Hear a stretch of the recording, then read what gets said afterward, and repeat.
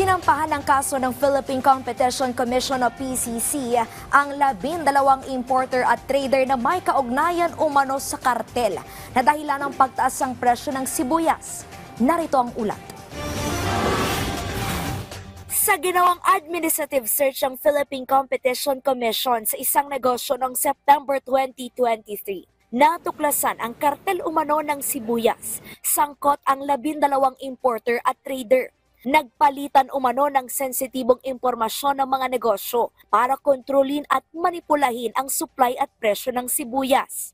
Itong mga entities na ito na involved ay talagang nag-uusap-usap. So nakita namin siya sa mga emails, sa mga exchange of communication, sino yung mga supplier nila, kailan parating yung shipment, gaano karami yung SPSICs na a-apply nila, tapos kailan papapasukin yung mga imports at kung anong volume po.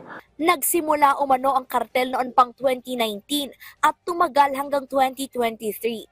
Sinasabing nakaambag ito sa onion crisis noong 2022 kung kailan sumipa sa higit 700 piso ang presyo ng sibuyas. Nag-contribute po sila kasi ang lahat po ng cartels talaga pag nandyan yan, ang epekto po niyan ay tumataas yung price or bumababa yung volume na umiikot sa merkado. So yan po yung talagang harm na kinokos ng cartel. Sinampahan na ng kasong paglabag sa Section 14 ng Philippine Competition Act ang 12 importer at trader.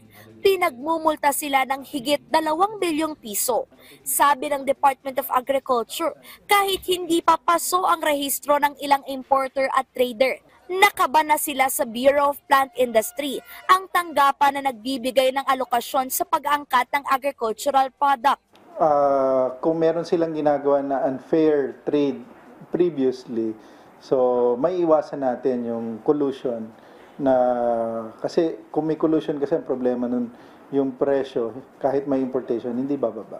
Alinsunod sa utos ni Pangulong Ferdinand R. Marcos Jr., tiniyak ng DA na mahigpit na babantayan ang kartel, hoarding at smuggling para masigurong sapat ang supply at stable ang presyo ng mga agrikultural na produkto. Kalezal Pardilia para sa Pambansang TV sa Bagong Pilipinas.